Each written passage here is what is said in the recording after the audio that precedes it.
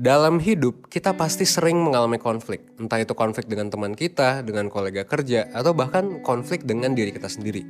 Dan konflik ini seringkali terjadi karena ketidakmampuan kita dalam mengelola emosi.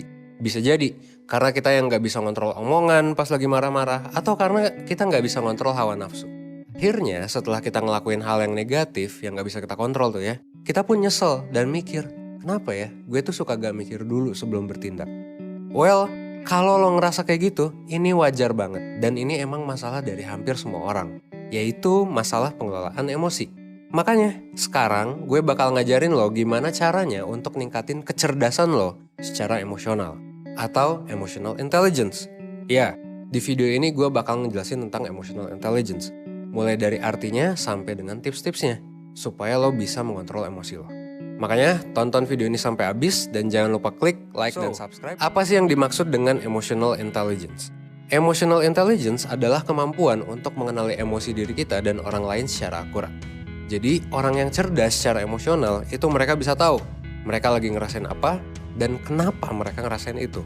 Selain itu, ciri-ciri orang yang cerdas secara emosional adalah mereka bisa merespons reaksi emosi dari diri mereka dan orang lain dengan tepat. Jadi bukan cuma kita bisa tahu emosi diri kita gitu dan orang lain dengan tepat, tapi reaksinya juga oke. Reaksi kita juga oke buat menangani emosi yang terjadi. Nah, kenapa sih si emotional intelligence ini penting buat kita? Kenapanya sederhana? Karena emotional intelligence itu berguna supaya kita bisa ngambil keputusan dengan tepat.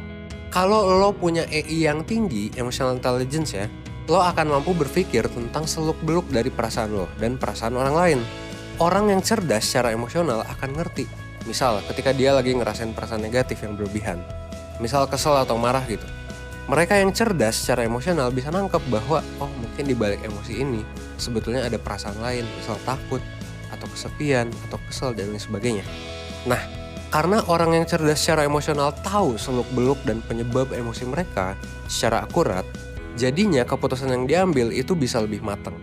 Karena balik lagi, emosi itu cuman reaksi kimia yang terjadi di otak. Dan itu nggak bisa mengontrol respons perilaku kita.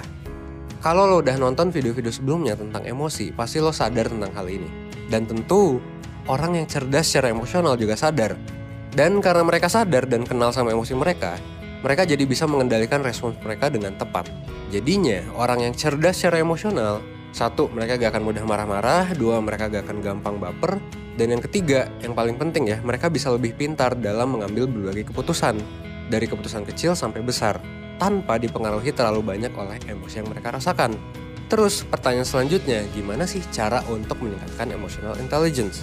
Pertama, lo harus bisa mengetahui emosi apa yang sedang dirasakan. Coba lo pelajari, emosi itu ada apa aja sih emang? Nah, tentunya pasti ada banyak. Ada sedih, seneng, kaget, takut, marah, dan lain sebagainya. Ketika lo merasakan perasaan tertentu, lo harus ingat buat menamakan emosi yang lo rasain. Jadi dinamain tuh ketika lo ngerasain emosi itu. Kalau lo kesulitan, lo juga bisa nulisin apa aja hal yang lo rasain dan lo bisa ulang hal itu dalam hati. Misal, lo tiba-tiba ngerasa kesel sama temen lo. Kenapa? Karena lo ngelihat dia selalu ngepost foto misal sama pacarnya di sosmed. Nah, untuk mengetahui seluk-beluk dari emosi lo bisa coba pikir dan tulisin tuh hal-hal apa yang lagi lo rasain. Misal, lo nulis, gue ngerasa kesel, tapi juga ada rasa iri. Nah, dengan melakukan ini, lo bisa tahu apa emosi pemicu di balik perilaku yang lo tunjukin. Nah, dengan melakukan ini, lo bisa tahu sebenarnya apa penyebab dari emosi yang lo rasain. Dari sana, lo pun bisa sadar bahwa perasaan yang lo alami itu didasari oleh perasaan-perasaan lain. Lo pun akhirnya juga bisa tahu kenapa sih diri lo merasakan perasaan tertentu. Dan lo juga bisa tahu kenapa orang lain berperilaku tertentu kepada lo. Itu yang pertama. Lo perlu tahu secara akurat emosi yang dirasakan. Yang kedua, lo perlu untuk menerima segala emosi yang lo rasakan. Maksudnya gimana? Maksudnya adalah lo menerima bahwa lo merasakan emosi itu. Terlepas dari itu emosi negatif atau positif, karena semua emosi sebenarnya netral kan. Semua emosi itu hanyalah reaksi dari otak. Lo harus menerima itu tanpa berusaha untuk melawan, tanpa berusaha untuk menghilangkan emosinya, tanpa berusaha untuk mengontrol emosi yang lo rasain. Masih pakai kasus yang sama yang kayak tadi. Misal lo kesel sama temen lo yang selalu posting foto sama pacarnya. Orang yang gak bisa nerima emosinya, yang gak cerdas secara emosional, bisa jadi akan berpikir bahwa kayaknya gak mungkin gue iri. Nah, ini adalah tanda-tanda bahwa kita gak menerima emosi yang kita rasain. Dalam kasus ini kita gak bisa nerima bahwa kita ngerasa iri. Seharusnya kita bisa menerima hal-hal yang kita rasakan. Kalau emang yang lo rasain adalah iri, ya gak apa-apa juga. Ada baiknya kita menerima bahwa emang kita iri. Dan ini gak apa-apa banget ya. Ingat bahwa emosi itu otomatis. Yang harus dihindari adalah perilaku negatifnya. Emosinya gak apa-apa dirasain.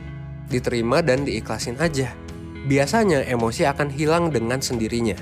Dan kalau memang sudah terlatih, emosi negatif seperti iri dan lain sebagainya ya, itu biasanya lama-kelamaan gak akan sering muncul gitu.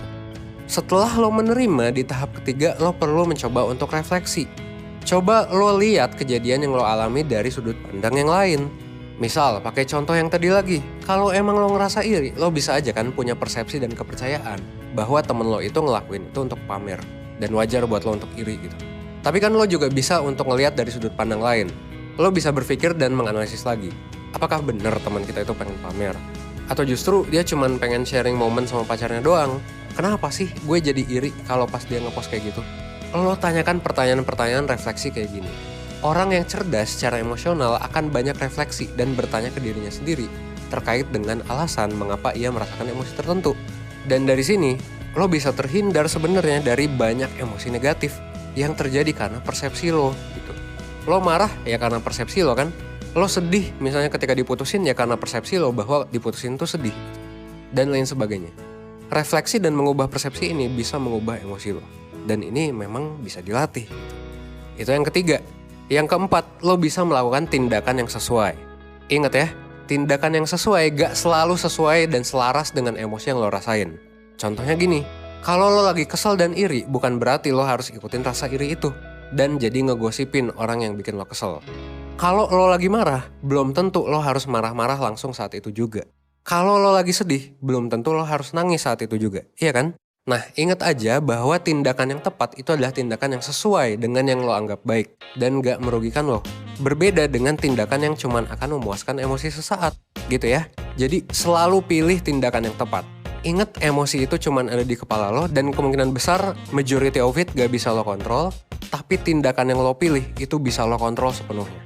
Jadi emosi hanya terjadi di otak, tindakan lo yang kontrol dan terjadi di realita, gitu ya. Terakhir, lo bisa coba untuk berempati.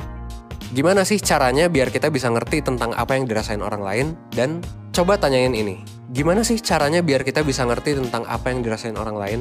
Dan kenapa sih mereka bisa merasakan itu? Dan kenapa mereka bisa melakukan tindakan tertentu gitu?